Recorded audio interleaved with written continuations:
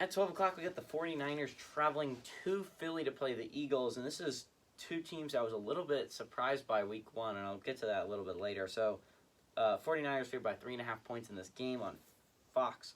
So, 49ers were a team that I thought, I said the Lions were going to cover. I thought there was going to be a little bit closer than that. But it just proved how awesome Kyle Shanahan is at blowing huge leads. He had a 41-17 lead with 2 minutes left in the game, and the Lions almost came back to tie it. They were at the, I think they were at the 25-yard line, down by 8 with half a minute left. Did they cover?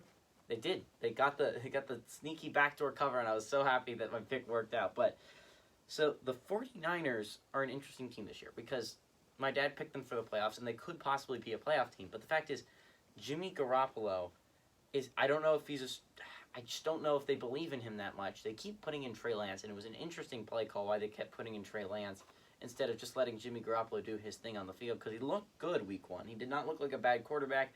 He honestly should have gotten the first down. He made a great throw to get the first down to put away the game, but Deebo Samuel fumbled it, and then we all know what happened after that.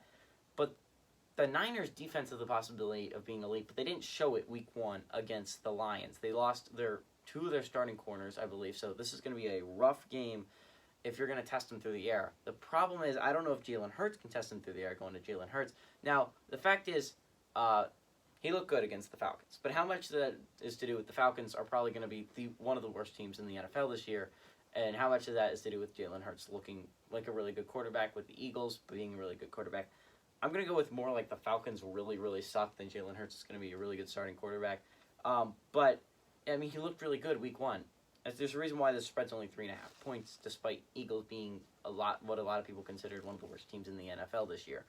Jalen Hurts still had a lot of targets, and the offense, if he can throw the ball to them, should be very good. You have a very good running back in Miles Sanders, and Kenneth Gainwell proved he can be a great number 2 for him as well. You're also looking at it, in the receiving core, you got the Devontae Smith player, first-round pick, and you got Jalen Reagor, your last year's first-round pick. Quez Watkins has proven to be a speedy guy on the outside as your good number 3 option. So the Eagles are actually, despite everyone hating on the receiving core, have 3 very solid players at wide receiver for this team. I think it's really interesting. I think the Eagles' offense should be very good. I think Jalen Hurts is I want to say a worse version of Lamar Jackson, because Lamar Jackson, I think, has a better arm and is better at running. So it's interesting. I think there's a limit to this offense, but I think this could be a very close game. So what do you think, Niners or Eagles? Niners by a lot.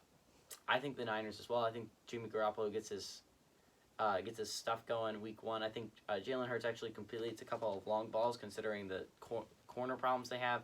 But yeah, give me the Niners to win and cover the spread.